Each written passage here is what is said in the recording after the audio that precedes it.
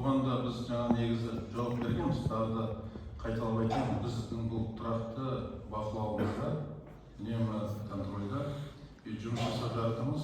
Құқық органдарымен бірге бірнеше жиындар өткіздік. Жаңа өзіңіз айтып жатсыз, министрлікте арнайы шақырдық, министр келді, министрмен де бірге жұмыс жасадық. Енді ол сіз айтқандай мұндай жағдайда емес, енді өмір болғаннан кейін өкінішке орай ондай жағдайлар орын алып жатады ғой. Енді тек біздің өңірде емес, ол басқа да өңірлерде болып жатыр. Бірақ әрине бұл өкінішті. Осындай 98% қазақ тұратын өңірде осындай жағдайлардың орын алғаны өкінішті. Оның үстіне ол ауылдық жерде болған, жаңа айтып отқан сіз Қодаман деген ауылдық жер, барлығы бір-бірін өте жақсы біледі, барлығы ағайын туыс. Біз ол ауылда да болдық, жиындар өткіздік. Оның үстіне сол баланың ата-анасы да сол мектепте жұмыс жасайды. Енді өкінішке орай осындай жағдай болған. енді алдағы уақытта мұндай жағдай болдырмауға жұмыс жасаймыз. Ол күнделікті біздің бақылауымызда. Айнұр ханым, жаңа құқық қорғау органдарымен бірге біз күнделікті рейдтер ұйымдастырып жатырмыз. Бірнеше жиын өткіздік. Өткенде бұған спикерлер шақырып, оларды да тыңдатып, осы жақында ғана біз облыстық прокуратурамен бірге 1000-нан аса кісіні жинап, үлкен семинар кеңес өткіздік. Сол жерде де біз осы балалардың тәрбиесіне қарадық. Одан бұрында 22-ші жылы да үлкен жиын өткізген, тәрбие отбасынан басталады деген. Сондықтан бұл біздің күнделікті бақылауымызда. Енді алдағы уақытта да жұмыс жасаймыз, қатаң шаралар қабылданатын болады. Ну, однако никто из руководства образования области не понес наказание, и местные жители связывают это с тройболизмом. Айнұр ханым, кешіріңіз, бұл жөнінде бізде сол Шел ауданында бұл жағдай орын алған. Шел ауданының білім бөлімінің басшы қызметтен босатылды. Қалада шешім қабылданып, қалалық білімнің басшы қызметтен босатылды. Сырдария ауданында да білім бөлімінің басшы босатылды. Одан бөлек сол мектептің басшылары, мектептегі тәрбие жөніндегі орынбасарларының барлығы қызметтен босатылды. Одан бөлек әлі де бұған байланысты қазір тергеу жұмыстары жүріп жатыр, әлі кейбір істер бойынша аяқталған жоқ. Кінәсі болған жағдайда қатаң шаралар көрілетін болады. Айнұр ханым. Рахмет, к тем суда. Тогда у меня второй вопрос, он касается поселка Щееля. Там в микрорайоне Шевла одним из товарищей строится хранилище серной кислоты. Расстояние от объекта до жилой застройки менее 500 метров. Серная кислота, вы знаете, входит в перечень сильнодействующих веществ, показывающих вредное воздействие на жизнь человека. И это даже есть специальный приказ Минздрава 23 года. Этим приказом Минздрава определена санитарно-защитная зона для объектов, на которых имеются подобные вещества, учитывая класс опасности серной кислоты. Для строящегося хранилища должно составлять не менее 1000 метров. Однако в пределах этой зоны точно не должно быть, и в пределах этой зоны точно не должно быть жилой застройки, даже дач и одного. За нарушение требований по установлению вот этой вот санитарно-защитной зоны отдел строительства, архитектуры и градостроительства Щелинского района уже штрафовал владельца объекта. Однако владелец объекта уплачивает штраф и продолжает строительство. Ничего ему, все ему нипочем. Госучреждение подало заявление в специализированный экономический суд Казанской области при остановлении строительства хранилища серной кислоты. Но по словам местных жителей, это никаким образом не помогает, предприниматель продолжает строить это предприятие. В курсе ли вы этой проблемы? И если в курсе, то почему не выступаете в интересах жителей области, не предпринимаете конкретные действия, например, не предпринимаете меры по отмене решений госорганов, предоставивших земельный участок под такое целевое назначение, тем более вблизи жилых построек, без соблюдения требований по установлению санитарно-защитной зоны для объекта. Почему не обращаются в природоохранную прокуратуру для проверки законности действий владельца объекта? Есть какая-то заинтересованность в этом? Или как? Почему? Или у кого-то в районе может быть заинтересованность? Почему люди обращаются к журналистам, чтобы каким-то образом решить эту проблему. Айнур, спасибо за вопрос. Если честно, не в курсе, но на контроль возьму, обязательно вам письменно ответю, хорошо? Я изучу, не может быть. Біз шынын айтсақ, бұның алдында цемент заводында да осындай проблема болды, Шелде. Біз оны контрольге алдық, бұл мәселе үкіметте де қаралды, шынын айтсақ. Сорадағы тұрғындардың құқықтары толық қорғалды. Сол цемент заводына жақын орналасқан үйлердің кейбіреулеріне басқа үйде алынып берілді, қалғандары заңда сәйкес келетіндері сол жерде қалды. Орада да осы сұрақ көтерілген. Негізі ол бұрынғы заңдарға байланысты әртүрлі өзгерістер бар. Кейбір жерде 500 метрге дейін болу керек, кейбір жерде 500 метрден кейін болу керек. Осының барлығын біз қарадық, тиісті шешімдер қабылдаған болатынбыз. Қазір ол ауылда ондай проблема жоқ. Ол Шелі кенті, Сорадағы жаңа сіз көтерген Шеген Қодаман ауылының тұрғындары арызданған болатын. Біз бұны шынын айту керек. Бір жылдың көлемінде қарап, зерттеп, барлық тиісті орындармен халық үшін тиімді шешімдер қабылдаған болатынбыз. Сол сияқты мына Серный кислотный завод жөнінде мен хабарсызбын. Мен зерттеп білейін қазір. Бізге ондай арыз шағым бүгінгі таңға түскен жоқ әкімшілікке. Қазір аудан әкіміне тапсырма беремін. Мәселенің бәрін зерттейді.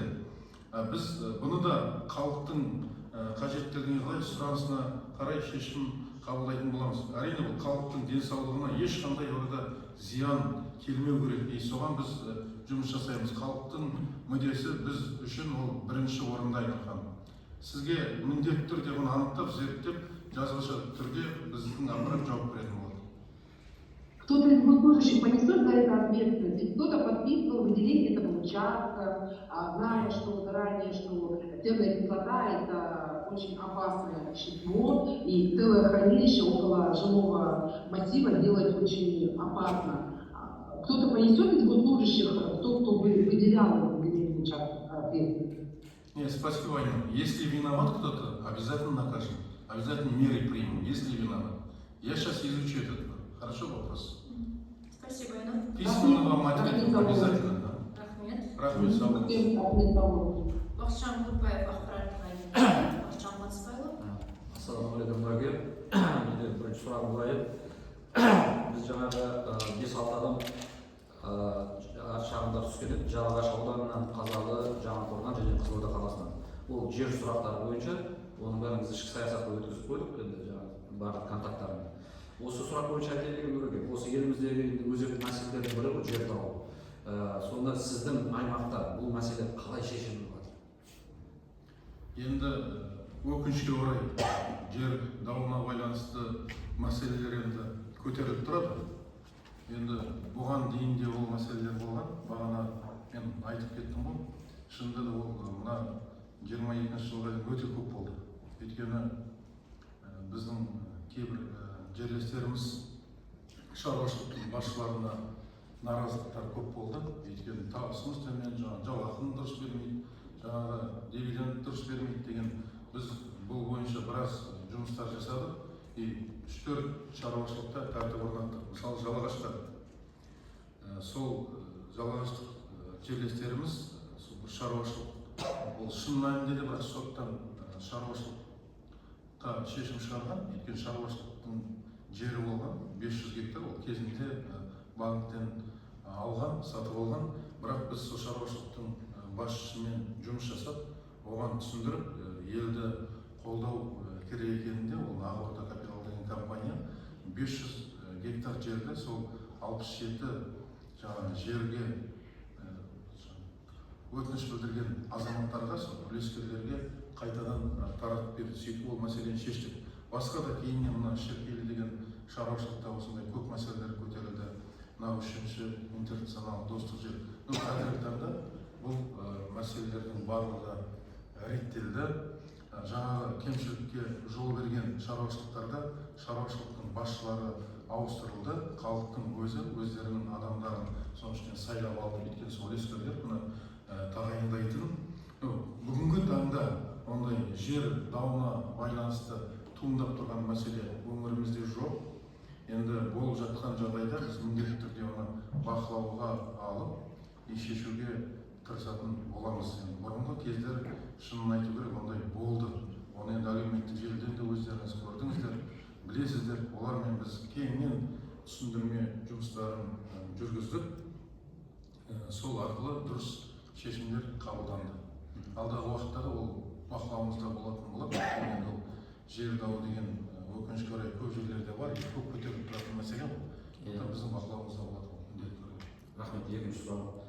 Енді жаңадан бері бәрі негатив болып кетіп, бір позитив сұрақ қойсақ деген. Нұреке, негізі бірінші ССК-да өзім алғысымды айтқым келеді. Осы көшпелі баспасөз конференциясына алғаш қатысуым өзім жақсы ұнады. Кешегі сіздерде Нұреке пресс-тур ұйымдастырғанына өте ырза болып отырмыз. Біз кеше пресс-тур кезінде осы жерге келген журналистердің бәрі алдын ала барлық объектілерді көріп шықтық. Жаңа сізге қойылып жатқан сұрақтардың 80%-ін кеше ғана біз жауабын алдық. ТО-ның бастығы, жаңағы ТЭЦ-дің бастығынан жеке сұрақ қойып, және де басқа жерлерде. Енді Нұреке, мен бір байқағаным бар еді. Мынау мемлекеттік қызмет агенттігінің басшысы Данияр Жазықбаев өзі жаңағы мемлекеттік қызметтегі бюрократияға қарсы көптеген жұмыстар қарсы күрес жайлы. Осыны сіздің сол мемлекеттік бюрократияны айналып өткен бір әдісіңізді көріп ырза болып қалдым. Мен қайта сұрайтын едім, неменеге ол сізде жаңағы қосалқы құрылыс деген тақырып бойынша? Осы күнге түсінбедім, кеше енді анықтап түсінбедім. Бұл яғни қосалқы құрылыс деген жаңадан салған бір кездегі үлкен бюрократиялық құжаттың бәрін жинауда айналып өтетін оңай жолдың бірі ма? Осындай тағы да қандай жаңағы бюрократияны айналып өтетіндей әдістеріңіз бар? Жаңағы өзге әріптестеріңізбен бөлісуге.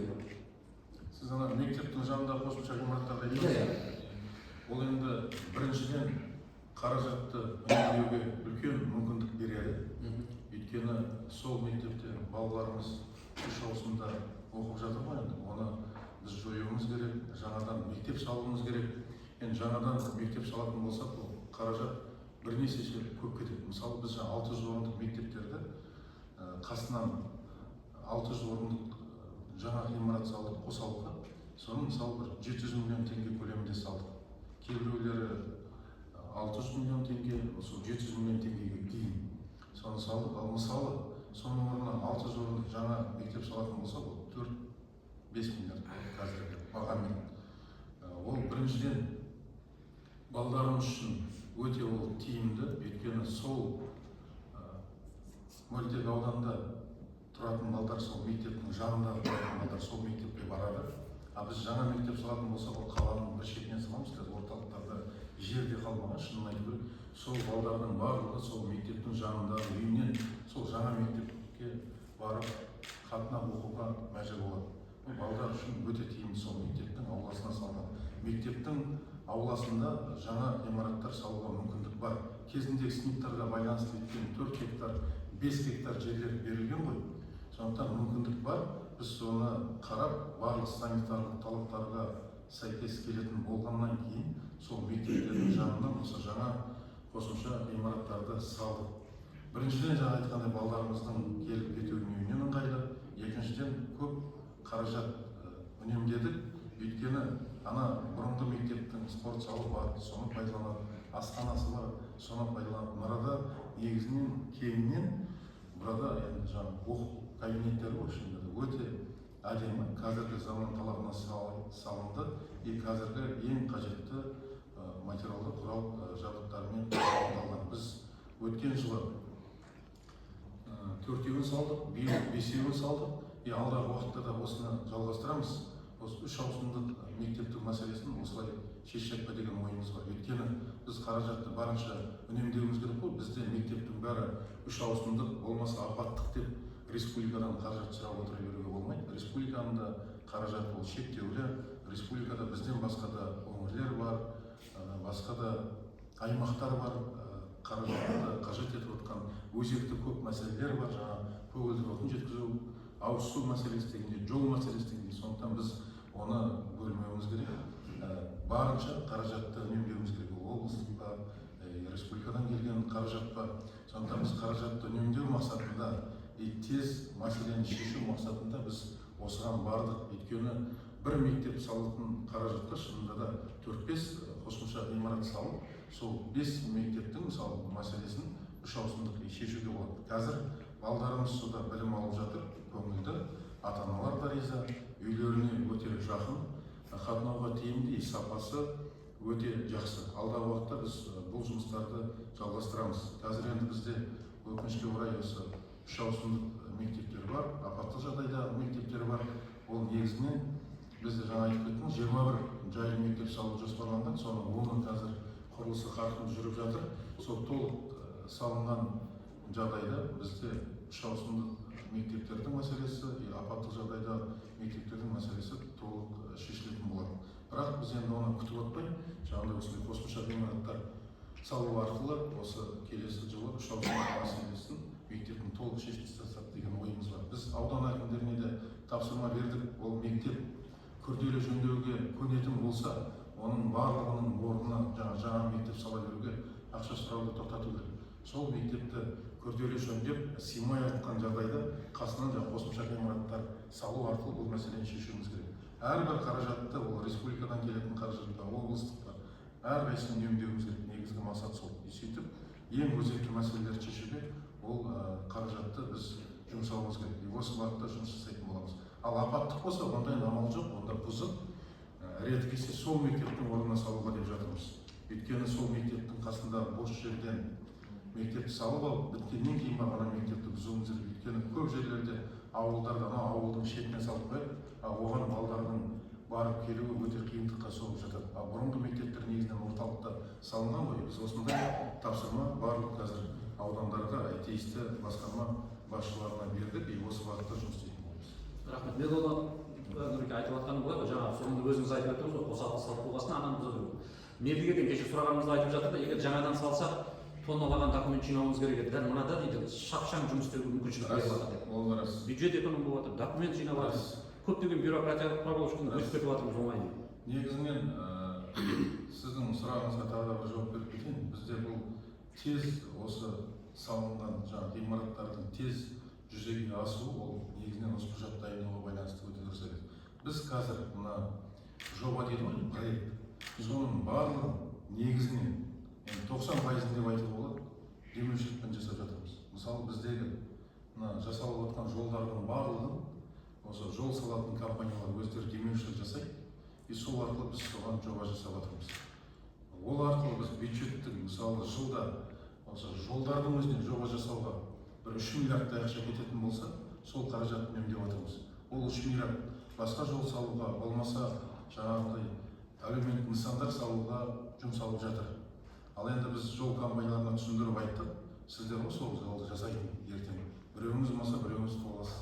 Екіншісін екеуіңіз ұтып аласыз. Сіздер осыны жасаңыздар, осыған көмектесіңіздер, тез болатын жол. Енді ол бізге өңірге бір үлкен бір көмектеріңіз болады деп. Сол уақытта жасалып жатыр. Олар өздеріне оны бұрып кетпейді, түсініп болмай қалды. Өздері жасап жатса, өздеріне ыңғайлы бағасын көтеріп жасап алатын шығар. Өйткені оны бақылап отқан мамандар бар, именно экспертизадан өтеді, мемлекеттік. Ол кезде оның бәрі қатаң қаралады, бір тиын оған артық қаражат қойылмайды, қосылмайды. Сондықтан сол мемлекеттік осы жоба қалай жасалса, бюджеттен қаражат бөлінеді. Бұның да сапасы да, бағасы да тура солай жасалып жатыр. Негізі жаңағы бір жылдың өзінде 3 миллиардтай жоба жасауға бөлінетін қаражатты жолдарға соны үнемдеп жатырмыз. Ол мысалы құрылыста да сондай. Құрылыста да көп қабатты үйлер, кейбір мектептерді, оны да біз демеушілікпен жобаны жасап жатырмыз. Ол біріншіден тез болады. Біз оны бюджеттен жасайтын болсақ, маслихаттан қаражат бөлеміз. Оған 1-2 ай уақыт кетеді. Одан кейін конкурс жарияланады. Оны анықтауға тағы 1-2 ай өтеді. Одан кейін бір мердігер келіспесе, ол сотқа беруі мүмкін. Оған тағы созылып кетеді. Одан кейін ол мемлекеттік сараптамада кем дегенде 45 күн, ол 2-3 ай жатады. Өте ұзақ жасалады да. Ал бұл демеушілікпен жасалғаннан кейін ол тез жасалады, жоба да тез жүзеге асады. Бұл бағытта осы бізге қолдау көрсетіп отқан өзінің қаражаттарын осы елге, оның ішінде біздің өңірімізге жұмсап жатқан осы кәсіпкерлерімізге үлкен ризашылығымызды, алғысымызды білдіргім келеді. Негізі бізде бағана баяндамада айтып кеттік қой, осы соңғы 2,5 жылда негізі облысымызды дамытуға, оның ішінде осы әлеуметтік нысандар салуға, парктер салуға, спорт ойын алаңдарын салуға бюджеттен тыс көздерден елдің жанашыр азаматтарының қолдауымен, демеушілермен 50 миллиардқа жуық ақша тартылды. Ол өте үлкен қаражат, өте үлкен қаражат. Мемлекет басшысының тікелей тапсырмасына сәйкес Қорқыт Ата әуежайының жаңа терминалы салынды. Оған да біздің жерлесіміз Болат Өтемұратов 16 миллиард 600 миллион теңге жеке қаражатын жұмсады. Біз ары қарай оның инфрақұрылымына, абаттандыруына, жолына жергілікті бюджеттен 4 миллиард 300 миллион теңге қаражат жұмсадық. Сол арқылы жаңа аэропорт қазір 20 миллиард 900 миллион теңгеге салынып, қазір халықтың игілігіне жұмыс жасауда. Оның